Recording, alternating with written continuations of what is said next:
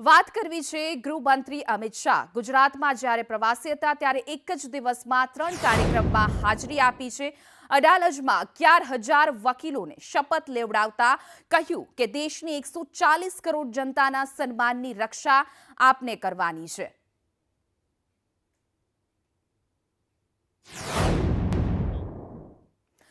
તો સુરતમાં PM અયોધ્યાની theme પર પેન્ટિંગ જોઈ આકર્ષિત થયા હતા। દિવ્યાંગ મનોજ ભીંગારે બનાવી હતી આ પેન્ટિંગ, જ્યારે પીએમએ દિવ્યાંગને 1 લાખનો ચેક આપ્યો છે।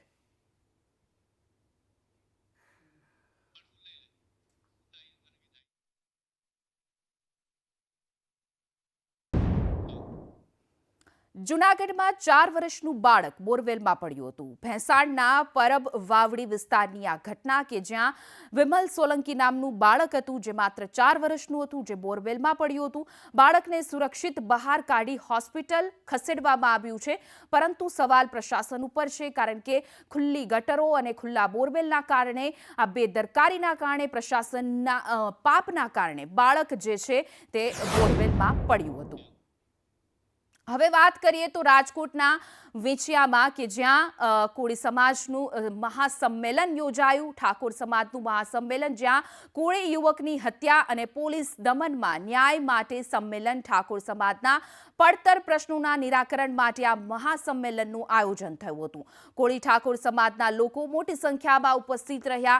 બનાસકાંઠાના સાંસદ ગેનીબેન ઠાકોર પણ હાજર રહ્યા। સૌરાષ્ટ્ર અને ઉત્તર ગુજરાતના આગેવાનોએ પણ હાજરી આપી। ટીયર ગેસ સાથે રાખી 650 પોલીસ જવાનોનો બંદોબસ્ત ગોઠવવામાં આવ્યો હતો, કારણ કે કોઈ અનિચ્છનીય ઘટના ન બને તેના માટે પણ અગાઉ પોલીસ અને લોકો વચ્ચે થઈ હતી મારામારી, જેને લઈને પોલીસ સુરક્ષા પણ કડક કરવામાં આવી હતી। કોંગ્રેસ આગેવાનો પણ આ સંમેલનમાં ઉપસ્થિત રહ્યા હતા।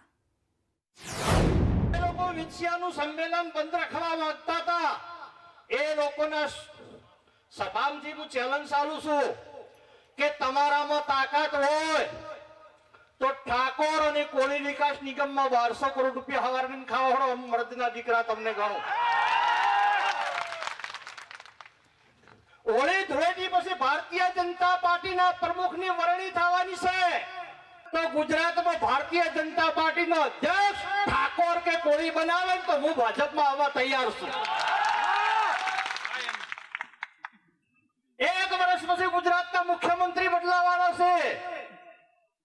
એ ઠાકોર સમાજના અને કોળી સમાજના આગેવાનોને ગાંધીનગર સમાચાર મોકલાવો કે ઠાકોર મુખ્યમંત્રી કે કોળી સમાજનો મુખ્યમંત્રી તમારા ભાજપ વાળા બનાવતા હોય તો આજની તારીખમાં આખો કોળી સમાજ આવવા તૈયાર છે ભાજપ।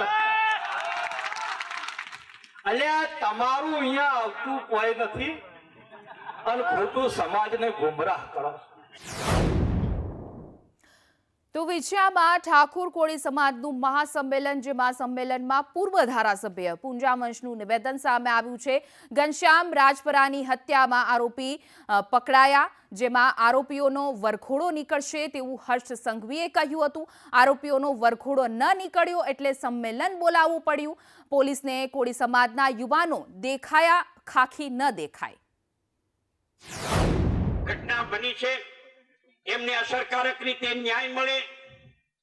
જે લોકોએ આ કૃત્ય કર્યું છે એમને રાજ્ય સરકાર દ્વારા કડકમાં કડક સજા થાય અને ભવિષ્યમાં આ પ્રકારના બનાવ ન બને અને વહીવટી તંત્રએ તટસ્થતાથી જો કામ કર્યું હોત તો ઘનશ્યામભાઈની હત્યા ન થાત અને હત્યારા કરનારા લોકોને જેલમાં પણ જવું ન પડત અને કોળી સમાજે આ સંમેલન બોલાવવાની જરૂરિયાત ન પડે। એટલે તમે ફરજ પાડી છે કે નહીં, અમે તો આવું બધું કરવાના, તમે ભેગા થાઓ।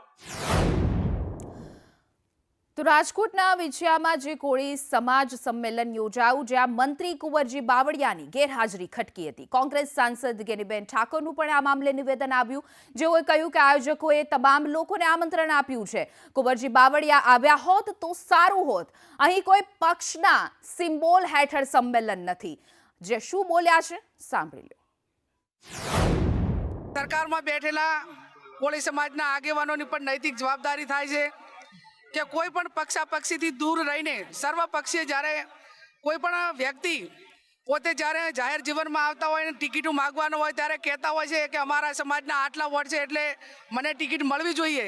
તો આજે પણ કહેવું જોઈએ કે અમારા સમાજને આટલો અન્યાય થયો છે તો એને ન્યાય મળે. આ વાત પણ સર્વપક્ષીય આગેવાનોએ જ્યાં ત્યાં સરકારમાં જ્યાં વગ હોય ત્યાં કહેવી પડશે અને એ બાબતની ઉઘરાણી અમે કરીશું. વિપક્ષ તરીકે અમારી ભૂમિકા અમે અદા કરશું. શું ત્યાં સુધી સર્વપક્ષીય જોડાવવું જોઈએ. બધાને આમંત્રણ પણ આયોજકોએ આપ્યું હતું. આ કોઈ પક્ષનો પ્રોગ્રામ નથી. માત્ર જે અન્યાય થયો છે અને ખોટી એફઆઈઆર દાખલ થઈ છે આ પરિવારોને અને યુવાનોને ન્યાય મળે એ માટેની સમાજની માગણી છે અને સમાજની માગણીને જ્યારે ન્યાય અપાવવાનો હોય ત્યારે સર્વપક્ષીય આગેવાનો હાજર રહ્યા હોત તો સમાજને પણ એનું મનોબળ મળોત. ખેર એ નથી આવ્યા તો એમને મુબારક. તો વિછિયા કોળી ઠાકોર સંમેલનમાં ઋષિ ભારતી બાપુની પણ હાજરી જોવા મળી. મહામંડલેશ્વરે મૃતક ઘનશ્યામભાઈ રાજપરાને શ્રદ્ધાંજલિ આપી હતી. ઘનશ્યામભાઈ રાજપરાના પરિવારને મળીને આશીર્વાદ પણ આપ્યા. ગેનીબેન પૂંજાવંશ સહિતના નેતાઓએ બાપુના આશીર્વાદ લીધા હતા અને સાથે જ મૃતકના પરિવારને પણ આશીર્વાદ બાપુએ આપ્યા. આગળ હવે વાત કરીએ તો દ્વારકાના ભાણવડમાં ખનીજ ચોરીના આક્ષેપ. માલધારી યુવાને ભ્રષ્ટાચારને લઈ દુહો લલકાર્યો છે. માલધારી યુવાને ખનીજ ચોરીનો વિડીયો વાયરલ કર્યો છે. બરડા અભયારણ્ય નજીક જેસીબી વડે ખનીજ ચોરી, જ્યાં વન્યજીવોને નુકસાન થતું હોવાના આક્ષેપો કરવામાં આવ્યા છે, જેમાં હવે યુવાને ભ્રષ્ટાચારને લઈને દુહો લલકાર્યો છે. આગ લાગી જાય છે ને ફોરસ ભાગી જાય છે, કાગળમાં કંઈક જુદું બતાવીને જાય છે, જંગલમાં ખનીજ બંધ કરો રે તો આગ ના લાગે ડીઓફો સાહેબ. આ ખનીજની જે બરડા અભયારણ્યની અંદર પ્રવૃત્તિ હાલે છે એના માટે અમે વારંવાર રજૂઆત કરી. ડીસીએફને ફોન કરેલો છે, આરએફઓને કરેલો છે, અહીંના રેન્જ ફોરેસ્ટર છે એને પણ જાણ કરી અને અમે કીધું અમે ભેરા આવીએ જો તમારા તાકાત ના હોય તમને જડતું ના હોય તો, છતાંય કોઈ એક્શન લીધી નહીં. મામલતદારને ફોન કર્યો, ખાણ ખનીજના રાજપરા સાહેબને ફોન કર્યો તો અમારા આમ ના આવે. મામલતદાર સાહેબ કે અમારા આમ ન આવે, ફોરેસ્ટ વાળા એમ કે અમારા આમ ના આવે. તો આ જમીન આવે કિનામાં? આ વિસ્તાર ભાણવડ નોર્મલ રેન્જનો વિસ્તાર છે અને ગુમલી બીટ વિસ્તાર આવે છે અને એ અભયારણ્ય વિસ્તારમાં 2 ફાર્મ ખનીજ ચોરી થાય છે, 2 ફાર્મ પથ્થર ચોરાય છે અને સરકાર દ્વારા જે કામ મંજૂર થાય છે એનો મટીરિયલ પણ આ જંગલની અંદરથી લેવામાં આવે છે. તો આરટીઆઈ કરી તોડબાજી કરતા તત્વો સામે સાંસદના પ્રહાર છે. ભરૂચના સાંસદ મનસુખ વસાવાના ગંભીર આક્ષેપ છે. આરટીઆઈ કરી તોડબાજી રસ્તાનું કામ અટકાવે છે. જેઓએ કહ્યું છે નર્મદામાં વર્ષો બાદ જંગલ વિસ્તારમાં રસ્તો બને છે. લગભગ 22 કરોડ રૂપિયાના ખર્ચે રસ્તો મંજૂર થયો છે, પરંતુ કોઈક આરટીઆઈ એક્ટિવિસ્ટોએ ખોટી રીતના તપાસ માંગી છે. સરકારે રસ્તો મંજૂર કર્યો છે. ધારાસભ્ય રાજપીપળા દર્શનાબેન અને અમે એનો ખાતમુહૂર્ત કર્યું હતું અને એના પ્રમાણે જે મંજૂરી જે થઈ છે સરકારશ્રીની ગાઈડલાઈન મુજબ રસ્તાનું કામ ચાલુ છે, પરંતુ આરટીઆઈ એક્ટિવિસ્ટને જે બાબતમાં નાની અમથી બાબતમાં ફોરેસ્ટને લગતા કોઈ પ્રશ્નોને લઈને એની તપાસ માંગી અને ફોરેસ્ટના લોકોએ પણ ઉતાવળની અંદર જે કામ અટકાવી દીધું, જેનાથી આજે રસ્તો બંધ છે. તો હવે રાહુલ ગાંધીના નિવેદનની સુરતમાં અસર જોવા મળી રહી છે. સુરત કોંગ્રેસના ઉપપ્રમુખે આપ્યા છે ભાજપને અભિનંદન. કોંગ્રેસના નેતા અવધેશસિંહ રાજપૂતની પોસ્ટ વાયરલ થઈ રહી છે. શહેર બીજેપી પ્રમુખ પરેશ પટેલને આપ્યા છે અભિનંદન. અવધેશ સિંઘે સોશિયલ મીડિયામાં આપ્યા અભિનંદન.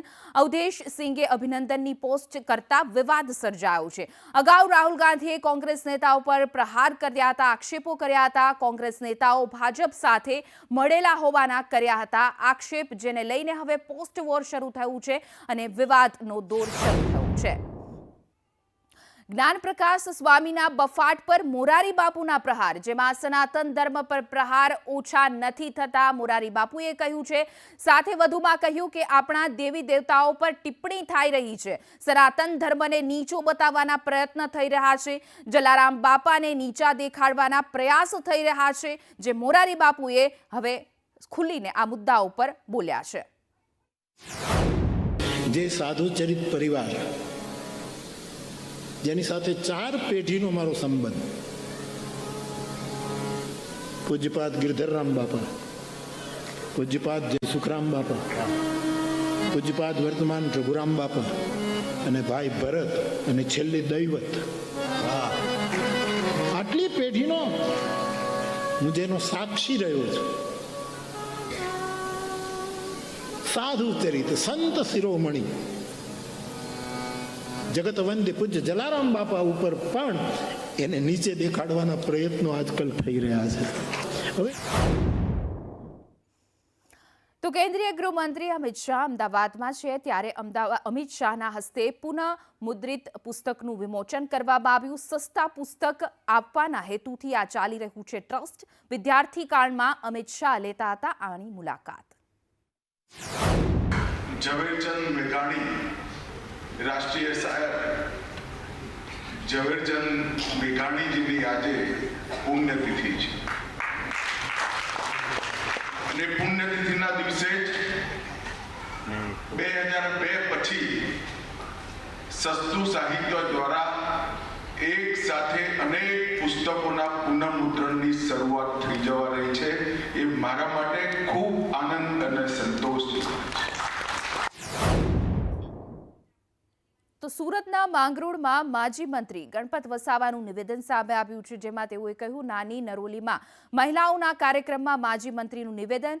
મોબાઈલ યુગમાં બાળકો ભટકી રહ્યા છે. મોબાઈલની દુનિયામાંથી બાળકો બહાર નીકળે. વાલીઓએ સંતાનો અંગે જાગૃત રહેવું જોઈએ. બાળકોને ધાર્મિકતા તરફ વાળવા જોઈએ. યુવતી પર દુષ્કર્મ હત્યા જેવી ઘટનાઓ દુઃખદ છે, જેઓએ વસાવાએ નિવેદન આપ્યું છે.